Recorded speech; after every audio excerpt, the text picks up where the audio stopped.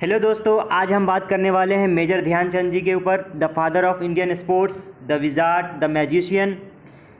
एक खिलाड़ी होने के नाते हमें ज़रूरी है कि जो हम नेशनल स्पोर्ट डे सेलिब्रेट करते हैं उससे पहले ये इम्पॉर्टेंट है कि मेजर ध्यानचंद जी कौन थे, कौन सा गेम खेलते थे, उनके खेलने का पोजीशन क्या था, उनका जन्म कहाँ हुआ था, और उन्होंने लास्ट आखिरी बार अपनी सांस कहाँ ली थी, और उन्होंने उनकी सर्विस क्या थी, कुछ उनके फैमिली के बारे में। तो जो की पॉइंट है फ्रेंड्स, वो मैं आपसे शेयर करने वाला हूँ। ओके फ्रेंड्स, जो कि बहुत ही इंपॉर्टेंट है और ये एग्ज़ाम में भी पूछे जाते हैं। ठीक है, तो आइए सबसे पहले इनका नाम जानते हैं कि इनका बर्थ नेम क्या है। फ्रेंड्स, अगर बर्थ नेम की अगर बात की जाए, major Dhyan Chand the wizard the magician of hockey, इनका बर्थ नेम है ध्यान सिंह। ध्यान सिंह इनका बचपन का नाम था इनका। अगर निक नेम की बात की जाए तो द विजार्ड द मैजिशियन, जो कि पूरी दुनिया जानता है कि हॉकी का जादूगर कौन है, क्योंकि जब ये खेलते थे तो हॉकी इनके बॉल इनके हॉकी स्टिक से इस तरह से चिपक जाता था, इस मैग्नेट की तरह, कि लोगों को शक होता था कि क्या कोई इलेक्ट्रॉनिक सामान तो नहीं है हॉकी स्टिक के अंदर। और कितनी बार तो इनकी हॉकी तोड़ी गई है गेम के खेलते वक्त, कि इनकी हॉकी तोड़ कर देखो क्या इसमें कुछ लगा रखा है या नहीं लगा रखा है।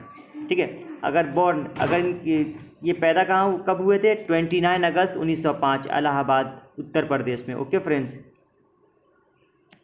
और प्रेजेंट में जो इलाहाबाद है वो प्रयागराज उत्तर प्रदेश बन चुका है, जो कि योगी सरकार ने इसका नाम चेंज करके प्रयागराज कर दिया गया है। फ्रेंड्स, इनका डेथ 3 दिसंबर 1979।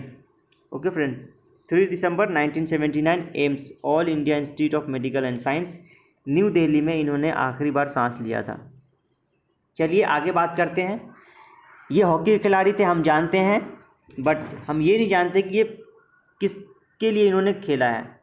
तो सबसे पहले इन्होंने ब्रिटिश इंडिया के लिए प्ले करते थे हॉकी, ब्रिटिश इंडिया के लिए। फिर इसके बाद इंडिया के लिए खेला इन्होंने, क्योंकि 1947 के बाद हमारा देश आज़ाद हो गया, तो फिर इन्होंने इंडिया के लिए खेला। इनकी सर्विस क्या थी? इन्होंने सर्विस 2 जगह दिया है। पहले क्या है? ब्रिटिश इंडियन आर्मी, उसके बाद इंडियन आर्मी में इन्होंने सर्विस दिया था, जो कि सर्विस का जो इनका जो ईयर है वो 34 ईयर का है, 1922 से लेके 1956 तक। और ये रैंक मेजर का ये आखिरी वाला है, जब ये मेजर का रैंक मैं इसके बाद में बताऊंगा। और ये जो यूनिट था, जो पंजाब रेजिमेंटल से ये खेलते थे। ठीक है, मेजर ध्यानचंद जी का जो प्लेइंग पोजीशन था, ये पूछा जा सकता है कि अगर आप हॉकी प्लेयर हो या स्पोर्ट्स में हो तो आपसे पूछा जा सकता है कि बताओ मेजर ध्यानचंद जी किस पोजीशन से खेलते हैं। तो फ्रेंड्स, आप बहुत ही आसानी से बता सकते हैं अब कि सेंटर फॉरवर्ड खेलते हैं। बहुत सारे पोजीशन होते हैं हॉकी में, centre forward, left out, right out, left in, right in, half, centre half, back, full back, half back, ये सब पोजीशन होते हैं हॉकी में। ओके, ये नेशनल टीम में कब आए थे इंडिया के?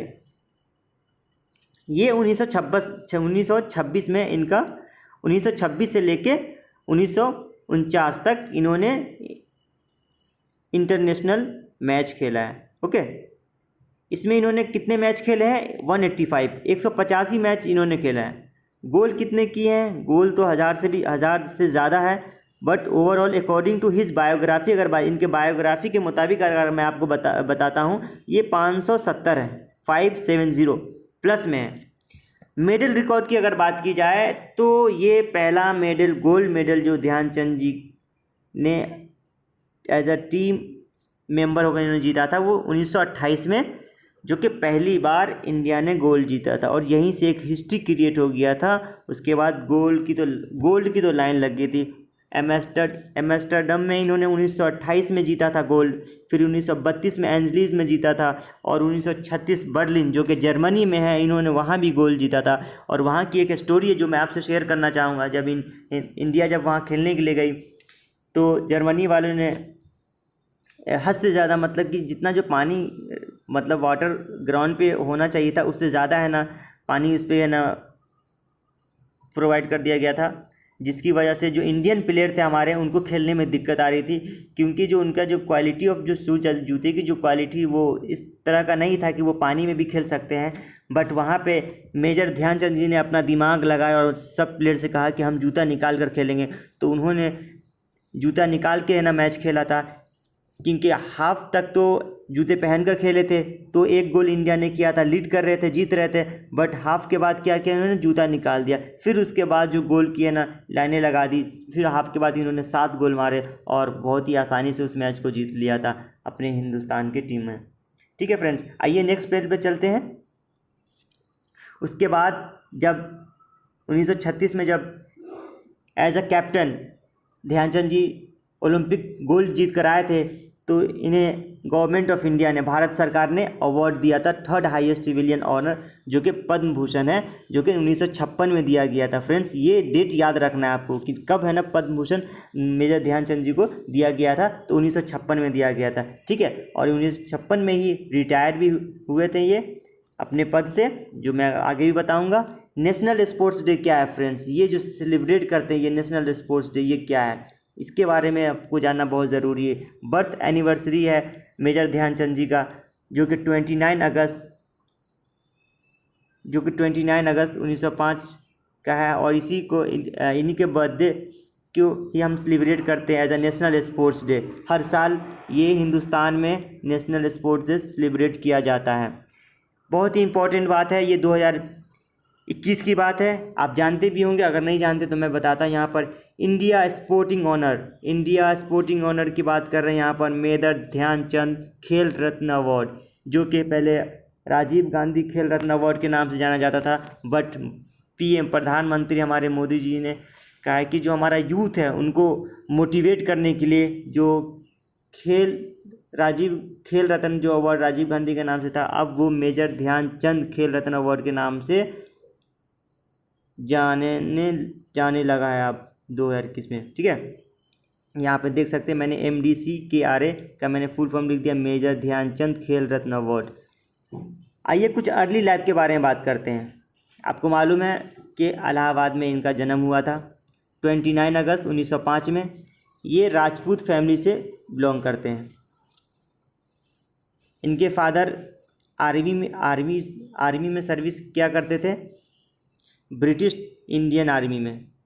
ये आर्मी में सर्विस तो करते थे, बट ये बहुत इंपॉर्टेंट है कि ये कौन सा इंडियन आर्मी थे या British army. British Indian army में सर्विस क्या करते थे। इनके 2 भाई थे, मूल सिंह एंड रूप सिंह। ओके, और इनके फादर के सर्विस की वजह से इनका एक जगह ठहरना नहीं होता था, कभी कहीं और कभी और ट्रांसफ़र होता रहता। उसकी वजह से इन्होंने फिर फाइनली झांसी में जाके इनकी फैमिली सेटल हुई, झांसी उत्तर प्रदेश में। आइए कुछ इनके एजुकेशन के बारे में बात करते हैं, इनकी स्टडी के बारे में। फ्रेंड्स, मैंने ये विकिपीडिया पे देखा है कि वहाँ मेंशन किया हुआ है कि मेजर ध्यानचंद जी अलीगढ़ मुस्लिम यूनिवर्सिटी से भी इन्होंने पढ़ाई की है। उसके बाद फाइनली ये ग्रेजुएट हुए हैं विक्टोरिया कॉलेज ग्वालियर से 1932 में। कब ग्रेजुएट हुए हैं, 1932 में। ओके फ्रेंड्स, तो अलीगढ़ के अलुमनाई भी हैं मेजर ध्यानचंद जी, इससे ये मालूम चलता है। इन्होंने 1922 से लेकर 1926 तक इन्होंने जो खेला था हॉकी, वो रेजिमेंटल गेम या आर्मी हॉकी टूर्नामेंट, इन्होंने 4 साल तक बस यही टूर्नामेंट खेला था, या तो अपने रेजिमेंटल से खेलते थे या फिर आर्मी हॉकी टूर्नामेंट से। ओके फ्रेंड्स, फिर 1926 के बाद इनका सिलेक्शन हो गया था। आइए मैं आगे बात करता हूँ कि 1926 के बाद क्या हुआ था। 1926 में क्या हुआ था इनके साथ ये हुआ था कि इनका फर्स्ट टूर लगा था, जब पहली बार डेब्यू मैच खेलने के लिए जाते हैं। जो क्रिकेट में तो सब जानते हैं कि हाँ इनका डेब्यू, उसी तरीके से इनका पहला है ना इंटरनेशनल मैच था, जो कि न्यूजीलैंड में हुआ था, और ये अपना पहला डेब्यू मैच खेलने के लिए न्यूजीलैंड गए थे। वहाँ इंडिया टीम ने 18 मैच जीते थे, जिसमें से 2 ड्रॉ हो गया था और 1 लॉस्ट, मतलब 1 हार गए थे। उसके बाद वहाँ से आने के बाद इनका प्रमोशन हो गया था, क्योंकि जब इन्होंने आर्मी में ज्वाइन किया था एज सिपाही किया था, बाद में ये लेंस नायक हो गए थे, जो कि नायक पद से ऊपर होता है। और ये कब हुआ था, 1927 में, 1927। ओके, इनके कैप्टनशिप की बात कर रहे हैं अब।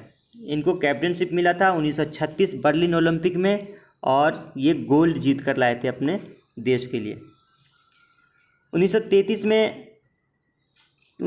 से 1933 की बात करते हैं, इनकी होम टीम थी एक झांसी हीरोज़, ठीक है, जो कि बेटन कप है, बहुत ही फेमस कप है। इन्होंने अपने बायोग्राफी में ये बताया है कि अगर कोई मैच मैंने अगर खेला है, जो मुझे मैच खेलने में जो मज़ा आया है वो बेटन कप के बारे में ये इन्होंने जिक्र किया अपने बायोग्राफी में, ठीक है। उसके बाद हम अगर बात करें तो आफ्टर 34 ईयर्स ऑफ सर्विस ये रिटायर हो गए थे। 34 साल के बाद सर्विस से रिटायर हो गए थे इंडियन आर्मी से। कब हुए थे ये? 29 अगस्त 1956 में हुए थे, और एज अ लेफ्टिनेंट और एक्टिंग कैप्टन ये रिटायर हुए थे वहाँ से।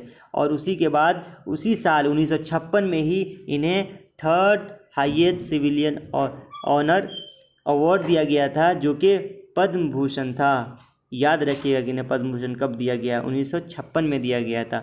ओके फ्रेंड्स, बस ये सब थोड़ी सी इम्पोर्टेंट की पॉइंट था मेजर ध्यानचंद जी के ऊपर। इनके बारे में अगर बताया जाए तो पता नहीं कितने समय लगेंगे, नहीं हम बयान कर सकते इतने कम समय में, but examination points of view से मैंने आपको कुछ की पॉइंट्स मैंने आपको बताया है, इसे देख लीजिएगा, ये आपसे पूछा जा सकता है friends. Okay, thank you. Like कीजिएगा, शेयर कीजिएगा, और अपने फ्रेंड्स को भी ज़रूर इसको शेयर कीजिएगा। Thank you.